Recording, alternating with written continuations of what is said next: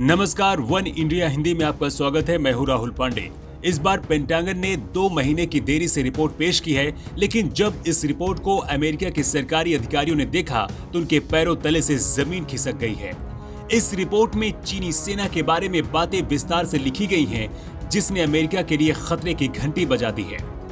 बीते हफ्ते 3 नवंबर को पेंटागन ने पीपुल्स रिपब्लिक ऑफ चाइना को लेकर साल 2021 की रिपोर्ट प्रकाशित की है। ये रिपोर्ट चाइना मिलिट्री पावर को लेकर 192 पन्नों का एक दस्तावेज है। पेंटागन के 192 पन्नों के इस रिपोर्ट में चाइना मिलिट्री पावर को लेकर सिर्फ चेतावनियां भरी पड़ी हैं और अमेरिका के लिए उन खतरों का अलार्म बजाया गया है जिसकी वजह चीन बन चुका है। इस रिपोर्ट में चीन की सेना को अमेरिका के लिए मजबूत दुश्मन कहा गया है और उसमें चीन की सेना के युद्ध जीतने की क्षमता के बारे में बताया गया है। रिपोर्ट में दावा किया गया है कि चीन ने अपनी सैन्य क्षमता को इतना विकसित कर लिया है कि वो अपने दुश्मनों को हराने में सक्षम है।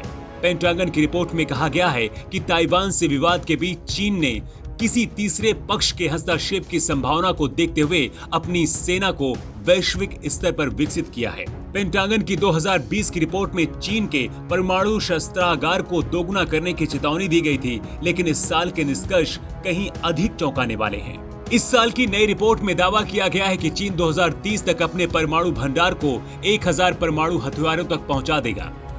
रिपोर्ट में कहा गया है कि चीन के पास इस वक्त 200 से कम परमाणु हथियार हैं, जिसे चीन 2027 तक बढ़ाकर 700 की संख्या तक पहुंचाने वाला है और साल 2030 तक चीन के पास परमाणु हथियारों की संख्या बढ़कर 1000 हो जाएगी। इस रिपोर्ट में यह भी कहा गया है कि चीन के पास अब जमीन, समुद्र और हवा से परमाणु हथियार लॉन्च करने का साधन है, जबकि 2020 की रिपोर्ट में कहा गया था कि चीन जल, थल और आकाश में परमाणु क्षमता विकसित करने की कोशिश कर रहा है। अमेरिका की इस रिपोर्ट पर चीन ने सख्त प्रतिक्रिया दी है और इस रिपोर्ट को पूर्वाग्रह से ग्रस्त बताया है। चीनी रक्षा मंत्रालय यानी कि MND के प्रवक्ता कर्नल वू कियांग ने 5 नवंबर को कहा था कि अमेरिका के द्वारा चीन की राष्ट्रीय सुरक्षा नीति और सैन्य रणनीति पर गलत टिप्पणी की गई है। चीन ने पेंटागन की रिपोर्ट पर भले ही सख्त प्रतिक्रिया दी है, लेकिन चीन इस असलियत से इनकार नहीं कर सकता है कि वो भारी भरकम और भारी तादाद में विध्वंसक हथियारों का अभी भी निर्माण कर रहा है। रिपोर्ट में दावा किया गया है कि चीन 150 से 200 की संख्या में मिसाइल लॉन्चर, 150 से 600 की संख्या में मिसाइल और 200 से 300 की संख्या में इंटरमीडिएट रेंज बैलिस्टिक मिसाइल का निर्माण कर रहा है। यूएस रिपोर्ट में कहा गया है कि चीन का DF-17 मिसाइल अब करीब तैयार हो चुका है और ये परमाणु बम को ले जाने में सक्षम है। पेंटागन की रिपोर्ट में चीन के मिसाइल प्रोग्राम पर चिंता जताते हुए कहा गया है कि साल 2020 में चीन ने 250 से ज्यादा मिसाइलों को लॉन्च किया है, जो दुनिया के सभी देशों को मिला देने से भी कहीं ज्यादा है।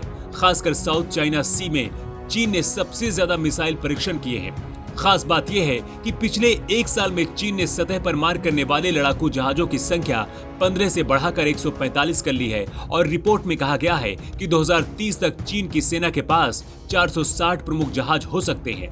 पहली बार अमेरिकी रिपोर्ट में दावा किया गया है कि चीन के पास समुद्र के अंदर परमाणु हथियारों को रोकने की भी क्षमता आ गई है। इस खबर में इतना ही। ज्यादा अपडेट्स के लिए आप बने रहिए वन इंडिया हिंदी के साथ।